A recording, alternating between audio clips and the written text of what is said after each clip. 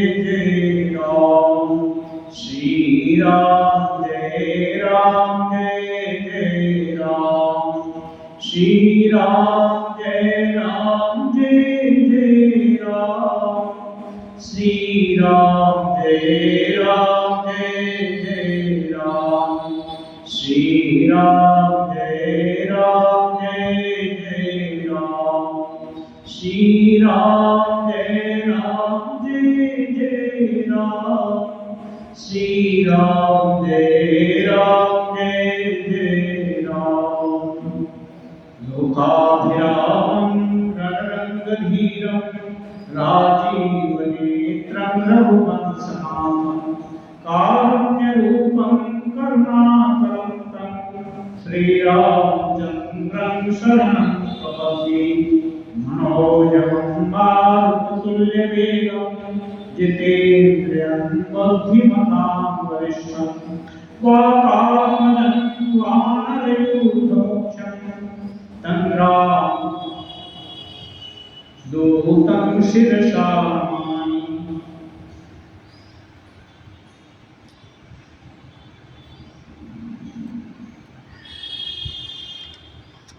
समुद्र ने अंततः श्री राम जी को उससे पार जाने का उपाय बता दिया। कहा, नाथ, नील और नल दो भाई हैं। नाथ नील नल कपिलो भाई, ललिकाई ऋषियाशिष पाई, तिनके परस किए गिरिधारी, हरि नहीं जलधि प्रताप तुम्हारी। वे जितने भी बड़े पर्वत को छू देंगे वे समुद्र पर तैरते रहेंगे और तुम्हारे प्रताप से सभी आप तुम्हारे जो कटक हैं, सेना है, सहज ही बात कर जाएगी।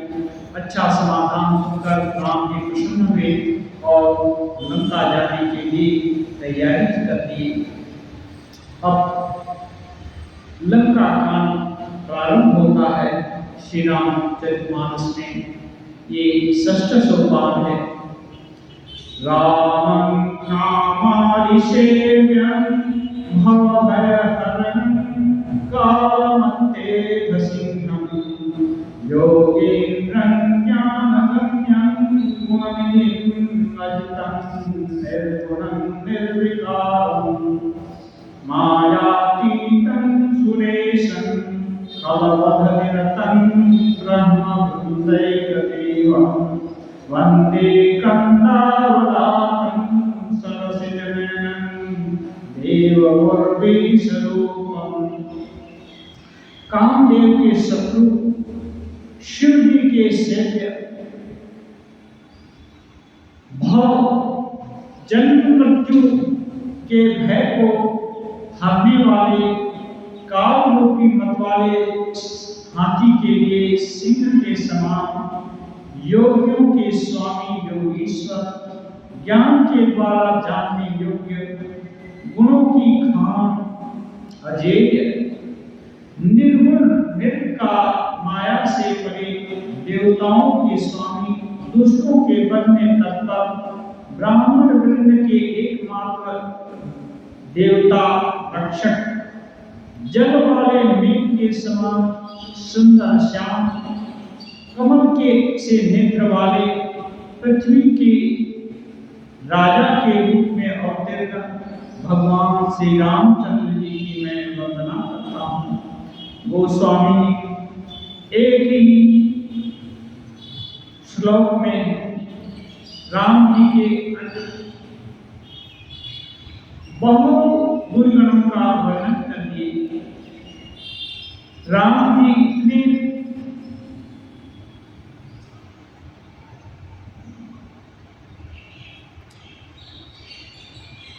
महान है कि कामदेव को जला देने वाले शिव जी भी राम जी की सेवा करते हैं, राम जी को याद करते हैं, राम जी की भजना करते हैं। वे जन्म मृत्यु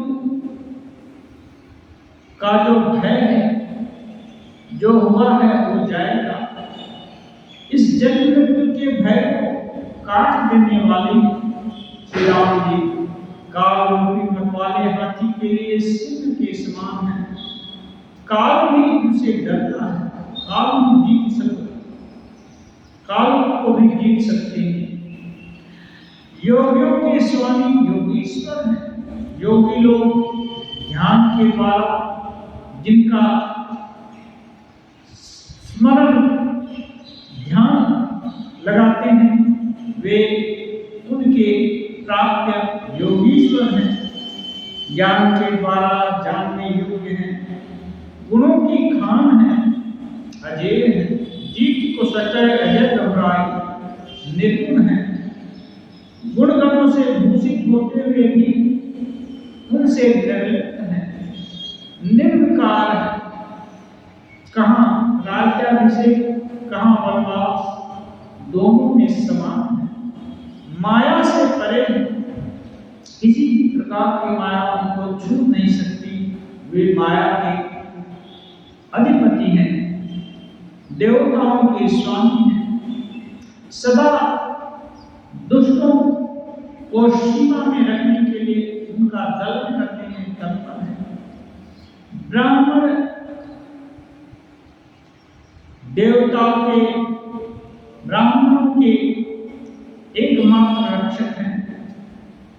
उनके शरीर की कांति श्याम मेघवर्ण है। कमल के से नेत्र है।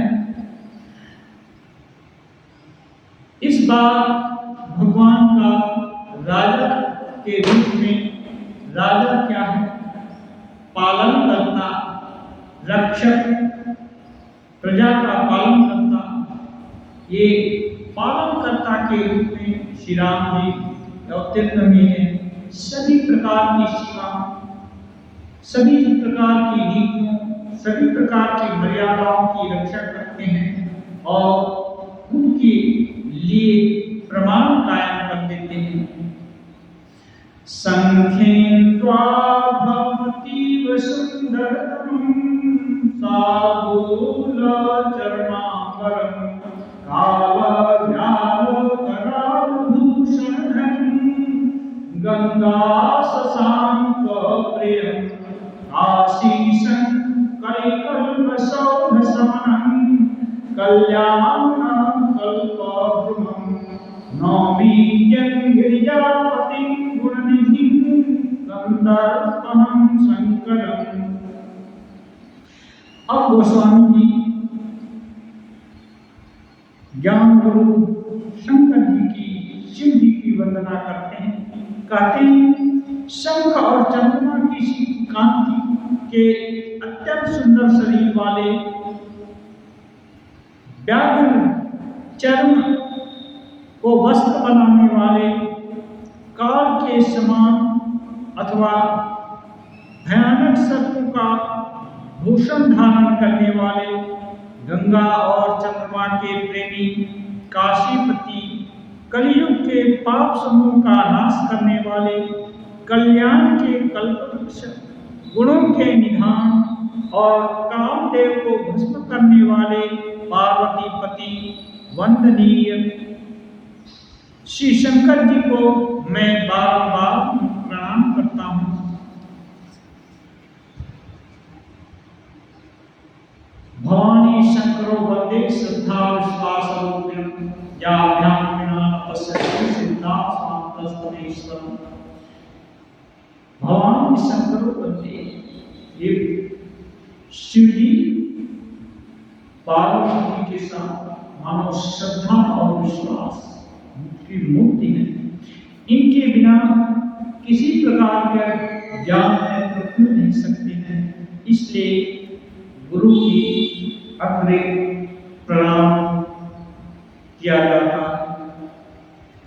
यो ददाति सतां शंभु कैवल्यमति दुर्लभं कलानां दंडकृद्योऽसौ शंकरं संतमुतु मे। कहते हैं जो सत्पुरुषों को अत्यंत दुर्लभ कैवल्य मुक्ति देख डालते हैं, और जो दुष्टों को दंड देने वाले हैं वे कल्याणकारी श्री शंभु मेरे कल्याण का विस्तार करें। माने शिव जी मेरे लिए कल्याणकारी हैं। लव निमेष परमाम युग पर सकल सरचंड भजसि नमत ही राम को कालु जासु दंड। लव निमेष परमाम युग पर सकल सरचंड भजसि नमत ही राम को कालु जासु दंड। अब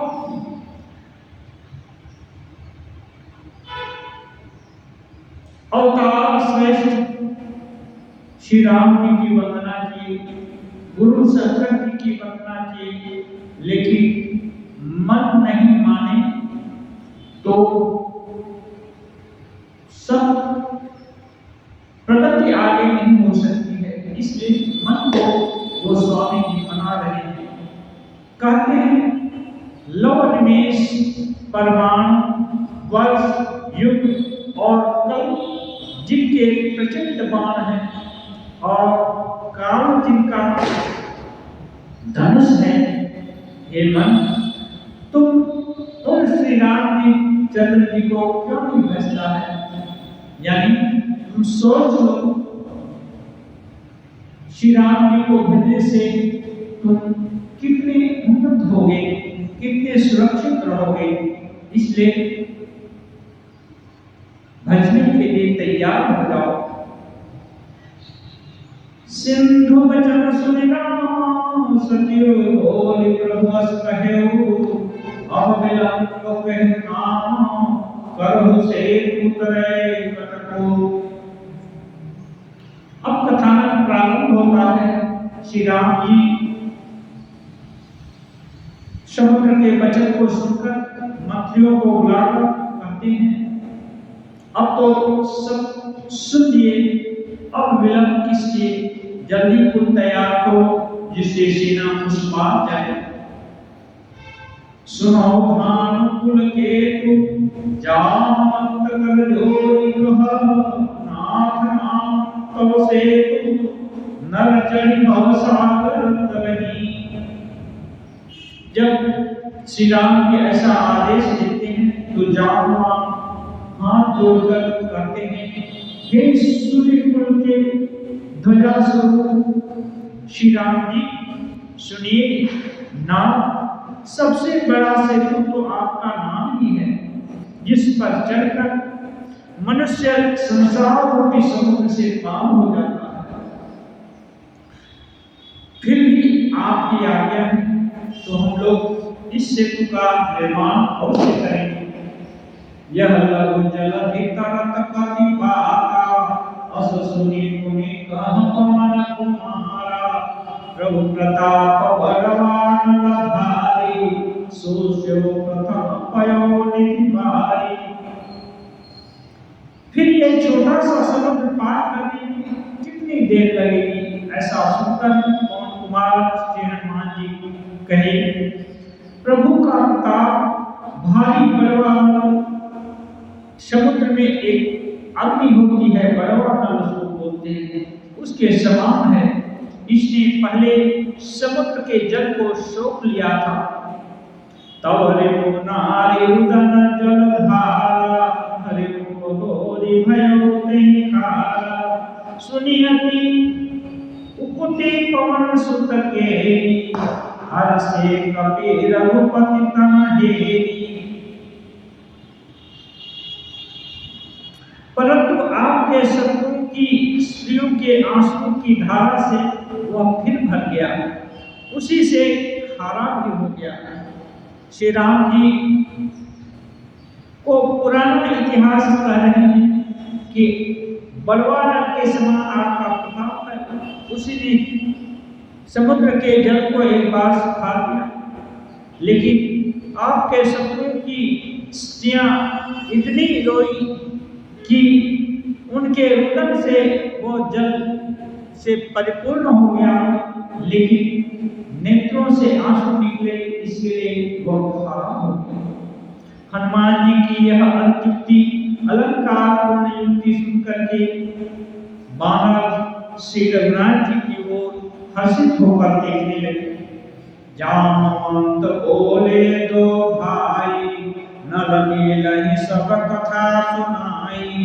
राम प्रताप सुनी मन माही, करो श्रेयु प्रयास कछु नाहि। अब ये बात नल और नील को पता नहीं थी, ये तो समुद्र को पता थी। अब जामवंत नल नील दोनों भाइयों को बुलाए और कहते हैं कि देखो, तुम्हारे ऊपर दायित्व है, तुम जिन जिन पत्थरों को छूओगे वो सब तैरते रहेंगे, इसलिए सेतु तैयार करने का भार अब तुम पर है। इसमें ज्यादा कुछ परिश्रम नहीं होगा, तुमको तो केवल स्पर्श ही करना है। बोले कपिन कर बहोरे, सकल सुनहो विनती कछु मोरी। रामचरण पंकज उर धरहु, कौतुक एक भाव कपि करहु।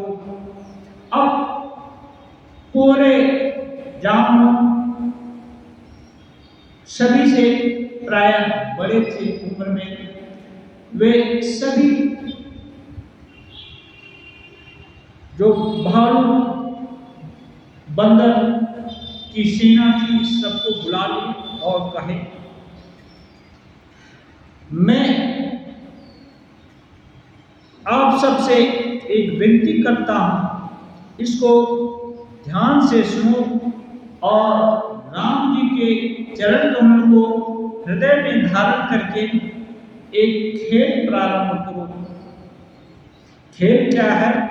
कट विकट बलो था, आनो बिटप गिरन के जो था। सभी बानर और भालुओं के समूह आप दौड़ो और जाओ, वृक्षों और पर्वतों को उखाड़ करके लाओ। सुनि कपि भालु चले करे दोहा, जय रघुवीर प्रताप समुद्धा। जामवंत जी की सलाह को सुन करके प्रसन्न होकर राम जी का प्रताप स्मरण करके उनका जय जयकार करते हुए बानर हुंकार करके दौड़ पड़े। अति उतंग गिरिपाद लीलहि उठाई, आन दीन नीलहि रचहि तैसे तो बनाई। अब वे बहुत बड़े बड़े ऊंचे ऊंचे पर्वतों और वृक्षों को खेल में उठाकर ले आते हैं और नल नील को दे देते हैं। वे अच्छी तरह सजा करके उनसे सेतु पुल का निर्माण करते हैं। शैल विशालानि कपि देहि, कंदोकैव नलनील तिलेहि। बड़े बड़े पर्वतों को ला करके बानर लोग और बड़े बड़े वृक्षों को ला करके नल नील को देते हैं और नल नील बड़े बड़े शैलों को मानव गेंद के समान अपने हाथ में लेते हैं। एक ही सेतु अति सुंदर रचना, बिन सिग्मा विधि बोले बचना। लेकर के उनको ठीक ठीक सजा देते हैं और समुद्र की सुंदर रचना को देखकर राम जी हंस करके कहने लगे, परम रम्य उत्तम यह धरनी, महिमामित जाय नहीं भरनी। करिहूँ यहाँ शंभु थापना, मोर हृदय परम कल्पना। राम जी ये सेतु का बनना देखकर बड़े प्रसन्न हुए और कहने लगे, यहाँ की भूमि अत्यंत रमणीय है, इसकी असीम महिमा का वर्णन नहीं किया जा इसलिए मेरी इच्छा है कि मैं यहाँ शिव जी की स्थापना करूं। यह मेरा दिल का संकल्प हो रहा है। सुनि कपीस बहुतो तप खाए, मुनि बर सकल को विनय आए। लिंग था विधिवत करी पूजा, शिव समान प्रिय मोहि न दूजा। श्री राम जी के वचन सुनकर वानरराज सुग्रीव ने बहुत से दूत भेजे, जो सर्वश्रेष्ठ मुनियों को बुलाकर ले आए।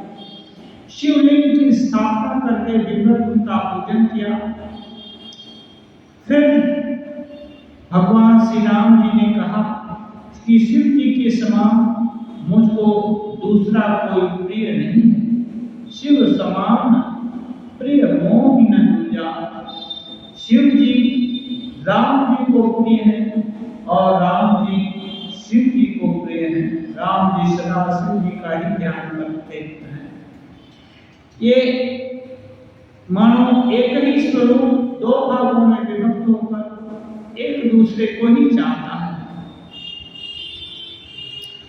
शंकर प्रिय मम दोही, शिव द्रोही मम दास। ते नर करहि कलप भरी, घोर नरक मम वास। अब ये विभिन्न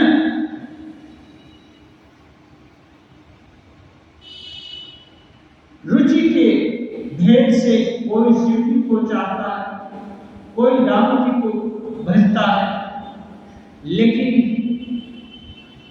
राम को भजने वाला शिव जी से द्रोह करे या शिव जी को भजने वाला राम जी को अच्छा न लगे, तो इसके लिए कहते हैं जिनको शंकर जी प्रिय हैं परंतु वे मेरे द्रोही हैं, और जो शिव जी के द्रोही हैं और मेरे दास हैं, वे मनुष्य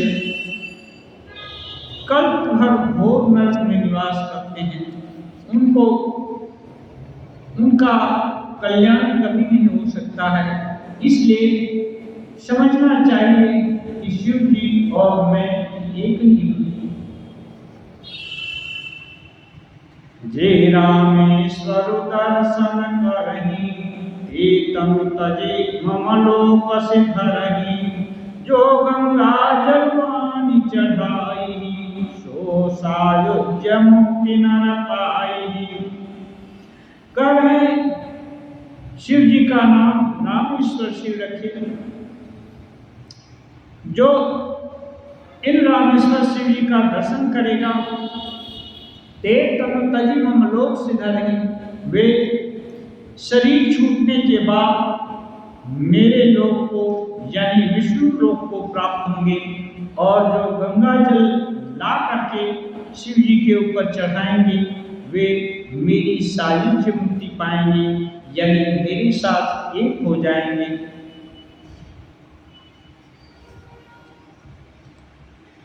होय काम छल तज से ही, भगति मोरि तेहि शंकर देहि। होय काम जो छल तज से ही, भगति मोरि तेहि शंकर देहि। मम कृत से तुझो दर्शन करिहि, सो बिनु श्रम भव सागर तरिहि। श्री राम जी और एक वरदान देते हैं, जो जल छोड़कर, जो छल छोड़ करके, निष्कलंक होकर के, निष्काम होकर के श्री रामेश्वर जी की सेवा करेंगे, उन्हें शंकर की मेरी गति, मेरी भक्ति प्रदान करेंगे, और जो मेरे बनाए हुए सेतु का दर्शन करेगा वह बिना परिश्रम ही संसार रूपी समुद्र को पार कर जाएगा, तब जाएगा। राम वचन सबके किए भाई, मुनि बर निज निज समाए। गिरिजा रघुपति कै यह रीति, संतत करहि प्रणत परम प्रीति।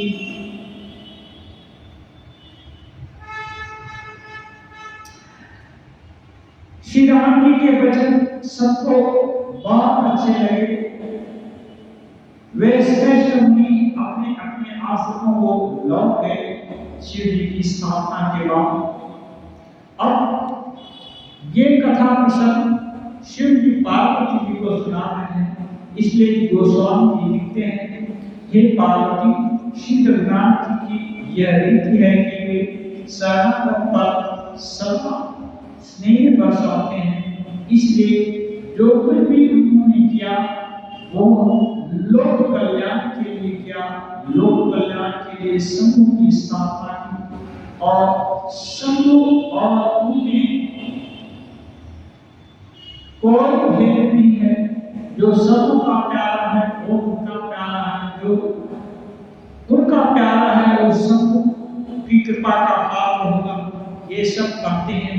और जो उनकी लीला को देखेंगे, उनके नेतृत्व में जो सेतु बंद बना उसका दर्शन करेंगे, वे भी भव सागर से पार हो जाएंगे। ये भगवान की करुणा का मिसाल है। बांधा से तुरीला नागर, राम कृपा जसु भयो जागर, बूढ़ी आने को धनिये, कहियो बल कोई न साते। गोस्वामी जी लिखते हैं, चतुर नल और नील ने सेतु बांधा। श्री राम जी की कृपा से उनका यह उज्जवल यश सर्वत्र फैल गया। जो पत्थर आप डूबते हैं और दूसरों को भी डुबा देते हैं, वे ही जहाज के समान स्वयं तैरने लगे और दूसरों को भी पार ले जाने वाले हुए। महिमा यह जलनिधि कई बरनी, पान गुणना कपिन कई करनी। और कहते हैं, यह न तो समुद्र की महिमा का वर्णन है, न पत्थरों के गुण का, और न बानरों की कोई करामात इनके पीछे है। श्री रघुवीर प्रतापति सिंधु तले पाषाण, ते मतिमंद राम जी रही जाय भगवान। निष्कर्ष गोस्वामी लिखते हैं, जो श्री रघुवीर जी के प्रताप से पत्थर भी समुद्र को तैर गए, ऐसे श्री राम जी को छोड़कर किसी दूसरे स्वामी को जाकर जो भजते हैं, वे निश्चय ही मंदमती हैं। बांध से तो अति सुदृढ़ बनावा, देखी कृपा निधि के मान भावा, चली से कछ बल न जाए, गर्जय पर कटमन समुदाय। नंदी सेतु को बांधकर बहुत मजबूत बनाए, देखने पर वह श्री कृपा निधान राम जी को बहुत अच्छा लगा। अब सेना कूच कर दी, उस पर चलने लगी। इस सेना का वर्णन भी करना बड़ा असंभव है। इतने योद्धा बानर गरज रहे हैं, तरज रहे हैं और आगे बढ़ रहे हैं। सेतु बंध ढिग चढ़ी रघुराई, चितव कृपाल सिंधु बहुताई। देखन कहूँ प्रभु करुणा गंगा, भय सब जलचर वृंदा। गोस्वामी जी लिखते हैं, कृपालु श्री रामचंद्र जी सेतु बंध के तट पर चढ़कर समुद्र का विस्तार देखने लगे। करुणा के सागर प्रभु के दर्शन के लिए अब जलचरों के समूह, अब श्री राम जी का प्रताप उजागर हो चुका था। समुद्र अपने आश्रित जलचरों को भी बता चुके थे, इसलिए जब राम जी समीप आए तो सभी जलचर ऊपर हो गए राम जी को देखने के लिए। मकर नक्रहाना झस ब्याला, सत जो जनता परम विशाला। ऐसे एकति नहीं जे खाही, एकन के उरते मिले राही। कहते हैं बहुत तरह के मगर घड़ियाल, मच्छ और सर्प थे, जिनके 100-100 योजन के बहुत बड़े विशाल शरीर थे। कुछ ऐसे भी जंतु थे जो उनको भी खा जाएं, इतने बड़े बड़े थे। लेकिन सभी राम जी को देखने में मस्त थे, इसलिए किसी से कोई नहीं डरता था। सभी एक साथ सटे हुए राम जी को देख रहे हैं। प्रभु बिलो कहीं तरह न टारे, मन हर्षित सब भय सुखारे। कोई ठहरता है तो भी नहीं हटते, भगवान को देखने के लिए, और बहुत हर्षित नेत्रों से देख रहे हैं। जिनकी ओट न देखिए बारी, मगन भये हरि रूप निहारी। कोई उनकी आड़ में नहीं जाना चाहता। सभी भगवान का रूप देखकर आनंद में मग्न हो गए। चला को प्रभु आए सुनाए, वो कही कभी दर्द बुलाई। अब श्री राम जी का आदेश पाकर के पूरी बानरी सेना आगे बढ़ी। गोस्वामी जी लिखते हैं, सेना इतनी विशाल कि उसका वर्णन कौन कर सकता है। सेतु बंद भई कभी न भवंथौराही, अपर जल चरही ऊपर चढ़ी चढ़ी पार जानी। सेतु बंद पर बहुत भीड़ हो गई। इससे कुछ बानर आकाश में उड़ने लगे और दूसरे जितने ही जलचर जीवों पर चढ़ करके पार जाने लगे, क्योंकि जलचर जीव भी बड़े बड़े विशाल विशाल थे। एक दूसरे को उछल उछल करके जाने लगे। भाई बिहस चले कृपाल रघुराई, सेन सहित उतरे रघुवीरा, न जाए कपियूथ वीरा। कृपाल रघुनाथ जी लक्ष्मण जी के साथ ऐसा कौतुक देखकर बहुत आनंदित हुए, हंसने लगे। श्री रघुवीर जी सेना से समुद्र के उस पार हो गए और उनके सेनापतियों की भीड़ का वर्णन करना मानो असंभव बात हो गई। सिंधु पार प्रभु तेरा किन्ना, सकल कपिन कंवाल सुदेना। सिंधु के उस पार पहुंच करके श्री राम जी कैंप बनाए और सभी बंदर भालू को आदेश दिए, खाओ जाए फल मूल सुधाए, सुनत भालू कपित जन खाए। अब वे लोग खाना साथ में तो नहीं मिले, बंदर भालू सभी को भूख लगी। राम की आदेश से जाओ, जितने भी पेड़ पौधे हैं सब जगह जाकर के अच्छे फल खाओ। और राम की कृपा से उस समय असमय में भी फल फूलों से पेड़ लग गए। सब करो फले राम हित लाई, ऋतु काल त्यागी। गोस्वामी जी लिखते हैं, राम जी की सेवा के लिए सभी वृक्ष ऋतु को समय की सीमा को छोड़कर सभी फल वाले हो गए। खाई मधुर फल फलामहि, लंका सम्मुख शिखर चलामहि। बानर भालू मीठे मीठे फल खाने लगे, वृक्षों को हिलाने लगे, पर्वत के शिखरों को लंका की ओर फेंकने लगे।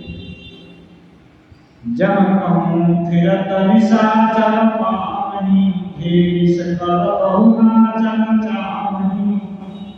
और भूला भटका कोई राक्षस उधर आ गया तो उसको घेर उसको काफी परेशान करते नचाते हैं। दस ननिका नासिका कई प्रभु सुजस देहि तब जाना। और उनके नाक कान भी काटने लगते हैं। और जब वे व्याकुल हो जाते हैं और राम जी की दुहाई देते हैं तब छोड़ भी देते हैं। जिन करना साकान निपाता तिन राम नहीं कही सब बाता, सुनत श्रवण पारिधि बंधाना, दसमुख बोली उठा बुलाना। इधर तो रावण निश्चित था, इतना बड़ा समुद्र, इतना लंबा समुद्र स्तन, एक यहाँ को तपस्वी कैसे आएंगे, वहां तो भागो तो आ ही नहीं सकते। इसलिए जब उसको ये कान नाक कटे, कुछ बंदर कुछ राक्षस जाकर उसको सुनाए कि राम जी की सेना तो इधर आ गई है, राम जी भी आ गए हैं, तब रावण थोड़ा व्याकुल हुआ, घबरा कर बोला, बाँधो बंधि नीरधि जलधि सिंधु बारिश, सत्य कोय निधि कंपति उदधि पयोधि नदीश। वो कहता है वन निधि नीर निधि जलधि सिंधु बारिश तोय निधि कंपति उदधि पयोधि नदीश को क्या सचमुच ही बांध दिया? ये सब सिंधु के पर्यायवाची हैं। उसको कल्पना नहीं थी कि सिंधु को बांधा जा सकता है, इसलिए वो पूछता है क्या सचमुच बांध दिया? निज विकलता निज निज विकलता विचार बहोरी, बिहसी गयो गृह परि भय घोरी। लेकिन रावण को पराक्रमी योद्धा था और उसने हट करके राम जी से बैर ठाना। सुररंजन भंजन नहीं था, जो जगदीश लिखना होता, तो मैं जाति बैर नहीं करी, प्रभु सर मणि भव सागर करी। उसने संकल्प किया था कि देवताओं का कल्याण करने के लिए और पृथ्वी का भाग करने के लिए भगवान स्वयं अवतीर्ण रहे हैं, तो मैं हठपूर्वक जाकर उसे लोहा लूंगा, उसे बैर बढ़ाऊंगा और फिर युद्ध में के हाथों मारे जाकर मैं गौसागर से पार हो जाऊंगा। अब यदि वो निराश हो जाता है, हताश हो जाता है, तो लड़ाई कैसे चलेगी? इसलिए अपनी व्याकुलता को छिपाकर बनावटी हंसी हंसता हुआ अपने भय को मानो दूसरे लोग ना समझ पाए, रावण अपने महल की ओर चला गया। मंदोदरी सुनो प्रभु आयो, कहीं पयो निबधायो। अब उसकी पटरानी, उसकी रानी मंदोदरी, उसको भी समाचार मिल गया कि खेल खेल में ही भगवान श्री राम समुद्र को बहा लिए। कर रही पति भान जानी, कोई परम मनोहर वाणी, चरण नाय सिर अंचल लोपा, सुनो वचन किय परिहरि कोपा। वह रावण का हाथ पकड़कर अपने महल में लाई और पति का चरण पकड़ करके अपने आंचल को फैला करके कहती है, हे बेटा, क्रोध छोड़ करके मेरा कल्याणकारी वचन सुनिए। नाथ बैरु कीजे ताहि सो, बुद्धि बल सखी जीत जाहि सो, तुम्हें रघुपति अंतर कैसा, खलो खब्जोत दिन कहीं जैसा। कहती है, हे नाथ, बैर उसके साथ करना चाहिए जिसको बुद्धि और बल में जीता जा सके। तुम में और राम जी में ऐसा ही अंतर मुझे जान पड़ता है जैसे खल खद्दो दिनकर जैसा, जैसे जुगनू और सूर्य में मानो राम जी सूर्य हैं और उनके सामने तुम जुगनू जैसे हो। अति बल मधुकैटभ जय मारे, महावीर दिति सुत संहारे। जे बल बाधि सहस भुज मारा, सोई करे उहरण नहीं भारा।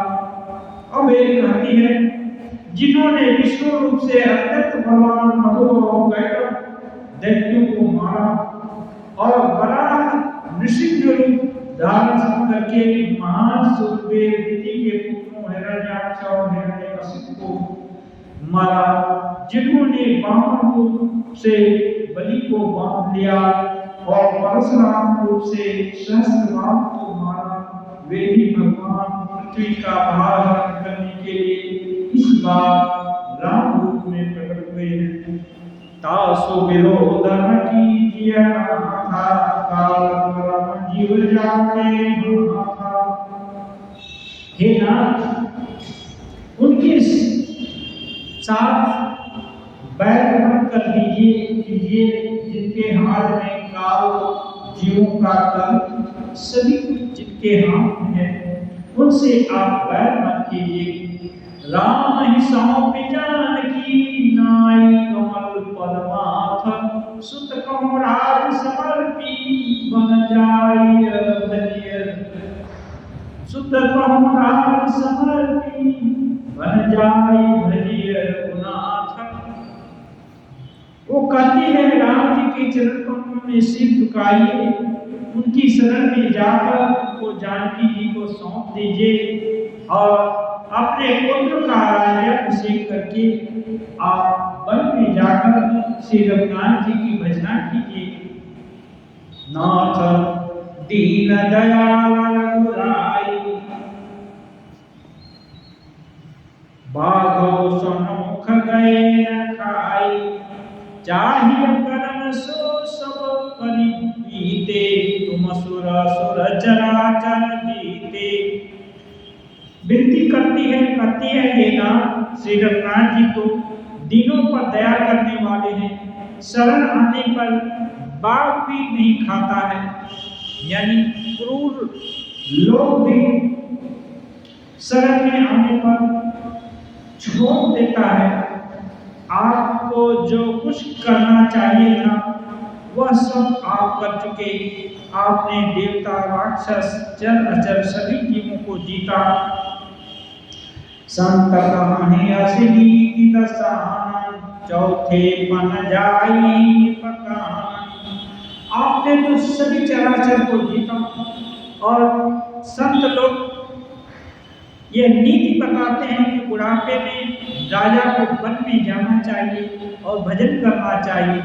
तासु भजन कीजिए तहाँ भरता, जो करता पालक संहरता। और कहती है, हे स्वामी, वहाँ यानी वन में जाकर आप उनका भजन कीजिए जो सृष्टि के रचना करने वाले, पालन करने वाले और संहार करने वाले हैं। सुर रघुवीर प्रणता रागी, भजो नाथ ममता सम त्यागी। वो विनती करती है, हे नाथ, आप विषयों की सारी ममता को छोड़कर उन्हीं शरणागत पर प्रेम करने वाले भगवान की भजना कीजिए। मुनि बर जतन करहि लाए, भूपराग तजि मुनि विराए। जिनके लिए श्रेष्ठ मुनिगण साधना करते हैं और उनको ही पाने के लिए राजा लोग राज्य छोड़कर बैरागी बन जाते हैं। सोई को सलाही सरगुराया, आयो करन तो ही बरदाया। वही कौशलाधीश रघुनाथ जी आप पर दया करने के लिए आए हैं। आप अवसर मत गवाइए। जो ये मानहु मोहि सिखावम, सुजसु मोहि केहू पुराति पावम। कहती है, हे प्रिय, यदि मेरी बात मान लें तो आपका अत्यंत पवित्र और सुंदर इस तीनों लोग में फैल जाएगा कि रावण ने राम जी को स्वीकार किया, उनकी अधीनता को माना, जो सच्चिदानंद परब्रह्म परमेश्वर है। अस कहिने नीर भरी गही पद कंपित गात, नाथ भज रघुनाथनि अचल होई रही बात। ऐसा कहकर के नेत्रों में उसके आंसू भर गए और पति के चरण पकड़ कर कांपते हुए शरीर से मंदोदरी ने कहा, ये नाथ रघुनाथ जी का भजन कीजिए, जिससे मेरा सुहाग अचल हो, मैं सुहागिन बनी रहूं। तब राम मैं सुता उठाई, कहे लाग खल निज प्रभु लाई। सुनता क्रिया था भयमा, जग जो था को समा।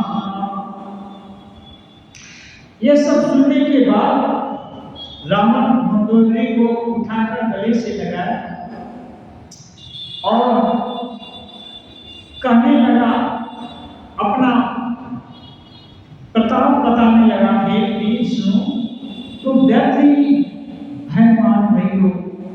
बताओ तो सही, जगत में मेरे समान योद्धा कौन है? बर्म कुबेर पवन जम काला, मुझ बल दिते सकल दिगपाला। देव दरुज कर सब बस मोहरे, कमल हेतु उपजा भय मोहरे। रावण कहता है, वरुण कुबेर पवन यमराज आदि सभी दिक्पालों को तथा काल को भी मैंने अपनी भुजाओं के बल से जीत लिया है। देवता दानव मनुष्य सभी मेरे बस में है। फिर तुझको यह भय किस कारण उत्पन्न हो गया? नाना विदिते ही कैसे बुझाई, सभा बहुरी बैठ सो जाई। इस प्रकार बहुत प्रकार से रावण मंदोदरी को समझाया और उससे पिंड छुड़ाने के लिए जाकर सभा में बैठ गया। मंदोदरी हृदय सजाना, काल अवश्य उपजा अभिमान। अब जब उसके पति रावण ने नहीं सुना और उठ करके अपनी सभा में चला गया, तब मंदोदरी हृदय में विचार कर लिया कि लगता है स्वामी काल के बस में हो गए हैं, इसलिए अपना अभिमान नहीं छोड़ पा रहे। सभा आई मंत्री भक्ति बूझा, करब कवन विधि रिपुसैं जूझा। कहाई सचिव सुन निशिचर नामा, बार बार प्रभु पूछो कामा। अब सभा में जाकर उसने मंत्रियों से पूछा कि युद्ध अब किस प्रकार से किया जाए। मंत्री कहने लगे, हे राक्षसों के राजा, आप बार बार इस विषय में क्यों पूछते हैं? कहो कमन भय करिय विचारा, नर विभाव महारा। वह सब कहने लगे कि कहिए तो कौन सा ऐसा बड़ा भय आपको हो गया? ये मनुष्य बानर भालू तो हमारे भोजन की सामग्री है, अपने भोजन से बड़ा कोई डरता है? सबके वचन श्रवण सुनी, कह प्रहस्त कर जोरी। नीति विरोध न करिय प्रभु, मंत्री न मति अति थोरी। सभी मंत्री उसके कर्म प्रिय बातें कहने लगे। ऐसे में प्रहस्त नाम उसका प्रवीण मंत्री था, वो हाथ जोड़कर बोलता है। कानों से सबके वचन सुनकर प्रहस्त हाथ जोड़कर कहने लगा, हे प्रभु, नीति के विरुद्ध कुछ भी नहीं कहना चाहिए। मंत्रियों में बहुत ही थोड़ी बुद्धि है। वो ये बोलता है कि मंत्रियों में बुद्धि की कमी है, बहुत थोड़ी बुद्धि है। कहाई सचिव सठ ठकुर सुहाती, नाथन पूरा वे भांति। बारिधि नाभि एक कपियावा, दास चरित सब गावा। आप चरित मन महु सब गावा। प्रहस्त कहता है ये सभी पूर्व कुशांति मंत्री ठाकुर साहब की मुख आपके मुंह को अच्छी लगने वाली बातें कह रहे हैं। हे नाम, इस प्रकार की बातों पर विश्वास मत कीजिए, इनको ठीक से नहीं मानिए। एक ही बंदर जो समुद्र लांघ कर आया था, उसका चरित्र सब लोग जानते हैं, अभी मन ही मन गाया करते हैं, स्मरण किया करते हैं, कितना त्रासदी मचा कर गया। छुधा मन रही तो मानी तब गाओ, जार नगर कसन धरी खाओ, सुनत नीक आगे दुख मावा, सजीवन सब मत प्रभु सुनावा। तब प्रहस्त बोलता है, तुम में किसी को भी भूख नहीं थी? जब नगर को जला रहा था उसको पकड़कर तुमने खा क्यों नहीं लिया? इन मंत्रियों ने स्वामी को ऐसी सम्मत सुनाई है जो सुनने में अच्छी है, पर जिससे आगे चलकर दुख पाना पड़ेगा। इसलिए हे नाम, इनकी इन बातों में मत आइए। जे नहीं बारी सब भायो मेरा, उतरे उसे न समेत सुबेरा, तो मन देखा वहाँ भाई, वचन कहीं सब गाल बुलाए। प्रश्न आगे कहता है, जिसने खेत खेत में ही समुद्र बांध दिया, जो सेना सहित सुबेर पर्वत पर आ धमका है, हे भाई हो, वह मनुष्य है जिसे कहते हो कि हम खा लेंगे। सब गाल फुलाकर पागल की तरह बातें बना रहे हो। तात वचन मम सुनवादि सागर, जनि मनोग न मोहि करि कागर, प्रिय पानी जे सुनहि जे गहनी, ऐसे नर निकाय जगहनी।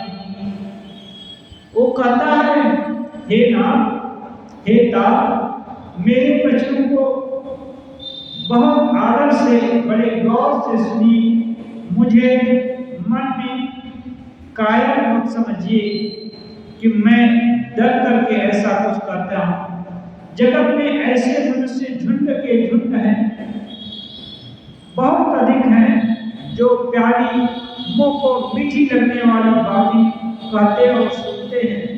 वचन परम हित सुनत कठोरे, सुनहि जे कहीं ते नर थोरे, प्रथम वसीठ पठौ सुनु नीति, सीता दे करो पुनि प्रीति।